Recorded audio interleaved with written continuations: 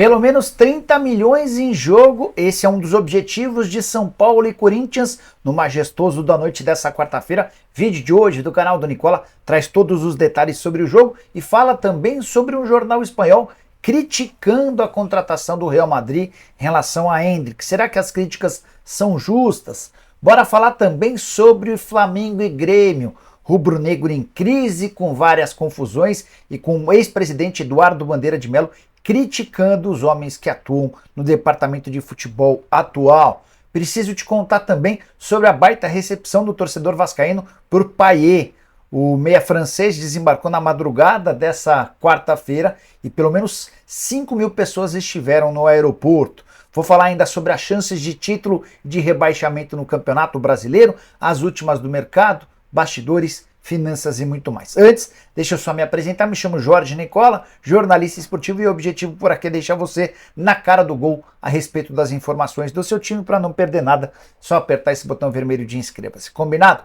Bora contar também que todo esse conteúdo é um oferecimento de Betano, a patrocinadora master de Fluminense e Atlético Mineiro. Tô colocando na tela os meus palpites para os jogos dessa quarta. Tem São Paulo e Corinthians, para mim o São Paulo vence, Flamengo e Grêmio, minha opinião que ambas as equipes marcam, e na Supercopa da UEFA, Manchester City e Sevilha, vou de vitória do City. E você manja de futebol? Então vem se divertir comigo na Betano. Para participar é super simples, clique no link que está no comentário fixo, faça seu cadastro e bora se divertir.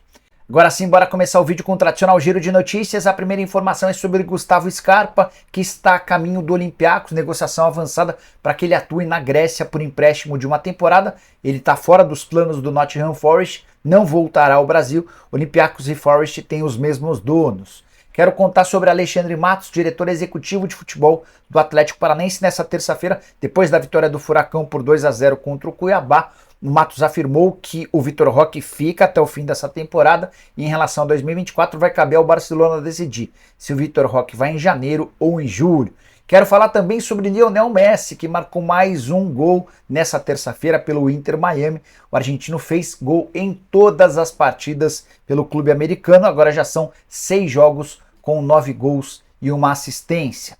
Já o William Arão, que não foi para a Arábia Saudita, está de mudança para o Panathinaikos da Grécia, negócio de 2,5 milhões de euros, ele que pertence ao Fenerbahçe, clube que recentemente contratou Fred do Manchester United. Já a torcida do Botafogo esgotou em cerca de 20 minutos todos os ingressos como visitante para o confronto contra o São Paulo, marcado para o fim de semana no Morumbi. Torcedor botafoguense super afim de ver o time em campo. A saideira do giro de notícias, não, tem mais duas. A primeira delas, o Tomás Rincon, volante venezuelano, contratado pelo Santos, desembarcou na madrugada dessa quarta-feira e em São Paulo, na sequência, já foi para a cidade de Santos para passar por exames médicos e assinar contrato. Ele é o 6º reforço do time nessa janela de transferências para a temporada. A última informação, o goleiro marroquino Bono, que pertence ao Sevilha, é o mais novo reforço do Al Hilal, vai se juntar mal com Neymar e companhia limitada. O Bayern de Munique também estava na parada, mas o Al Hilal mostrou força e levou o jogador. Bora contar agora sobre as chances de título e também de rebaixamento do Campeonato Brasileiro com o encerramento do primeiro turno. É bem verdade que na parte de cima da tabela ainda falta o jogo do Grêmio contra o Corinthians, mas diante de quase todos os jogos disputados já dá para ter uma noção mais forte do que vai acontecer.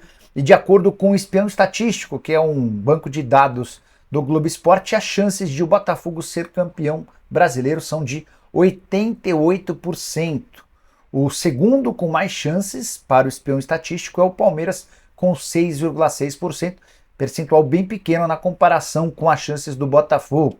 O Grêmio aparece com apenas 1,6%, o Bragantino com 1,3%, o Flamengo com 1%. Seguido por Atlético Paranaense, 0,7%, Fluminense, 0,3%, assim como o Atlético Mineiro. Já em relação à parte de baixo da tabela, em vez de falar sobre chances de rebaixamento, o Espião Estatístico fala sobre chances de permanência na Série A. O Vasco aparece com 28% de chance de ficar na elite nacional, número baixo. Vai precisar melhorar bastante no retorno para se manter. O Vasco está à frente apenas do Curitiba com 18% de chances e do América Mineiro com míseros 12%. Hora de falar sobre a baita recepção do torcedor vascaíno ao Payet. o meio atacante francês que desembarcou às 6h20 da manhã em território carioca. O avião dele pousou no Galeão às 5h20 e depois de uma hora apareceu e foi recepcionado por mais ou menos 5 mil torcedores, uma festa bem bonita para mostrar ao Payet o tamanho da torcida do Vasco e o engajamento de que ela é capaz. Importante contar que o Payet foi bem solícito, tirou fotos, posou com camisa, com chapéu, enfim, fez todo o possível para animar ou para agradar os cerca de 5 mil torcedores que estiveram na recepção. Só para completar, legal contar que o Vasco prepara sua apresentação ao torcedor para o próximo domingo, jogo que deve ocorrer no Maracanã às 11 da manhã contra o Galo. É o quarto jogo, depois de 4 jogos o Vasco volta a atuar com um torcedor ao seu lado. Ele ficou suspenso, o Vasco não pôde ter sua torcida durante esses 4 jogos por conta daquela confusão contra o Goiás. E aí no retorno do torcedor, Maracanã com possivelmente 60 mil pessoas, a apresentação do Payet antes do jogo é mais uma grande atração. Payet que ainda vai precisar entrar em forma, vai passar por exames médicos, vai assinar o contrato, deve precisar de pelo menos 15 dias para estar à disposição. Reforço extremamente importante, jogador de seleção francesa, eleito em 2021, 2022 como o melhor atleta do campeonato francês, e enfim, tem muito a acrescentar. Saideira sobre o Vasco. O Cruz Maltino pode faturar uma grana com a transferência do Douglas Luiz do Aston Villa para o Liverpool. O Liverpool está em busca de um substituto para o Fabinho e monitora as chances, a possibilidade de contratar o Douglas Luiz. O Vasco teria direito a 2,25% do valor de qualquer negócio.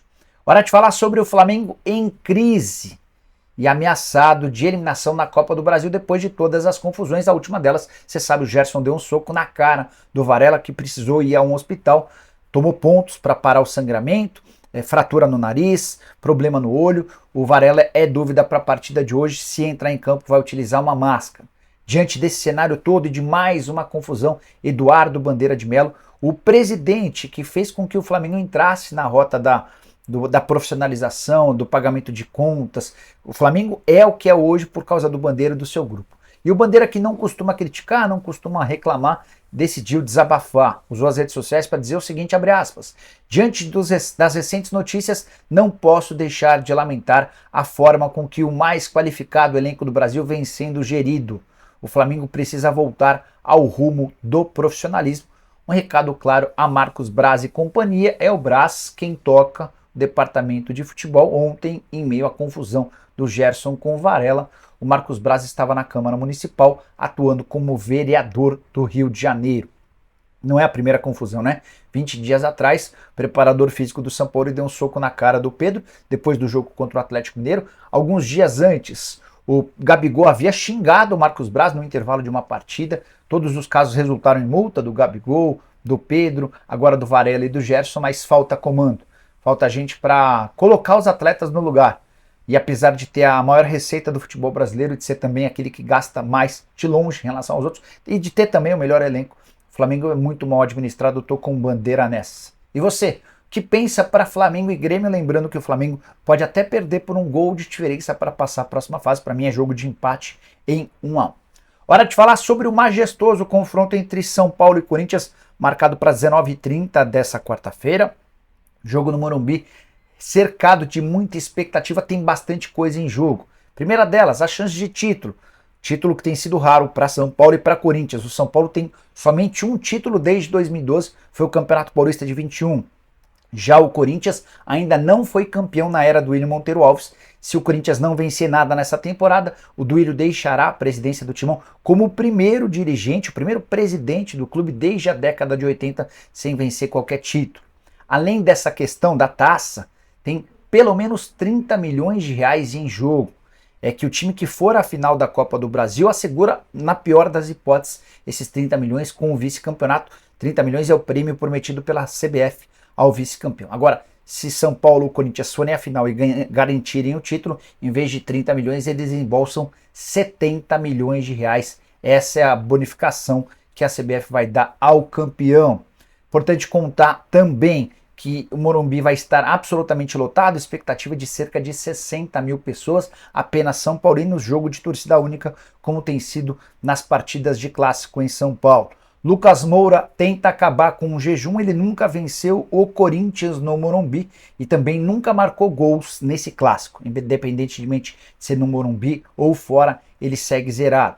Lucas Moura, que deve ser titular, deve não, será titular. Rames Rodrigues deve ser utilizado no segundo tempo. Pelo lado do Corinthians, Renato Augusto, que treinou, ou melhor, nem treinou nessa terça-feira, participou apenas do aquecimento, está confirmado para o jogo. Ele foi só poupado do treino. Toda precaução, no caso do Renato, é sempre bem-vinda.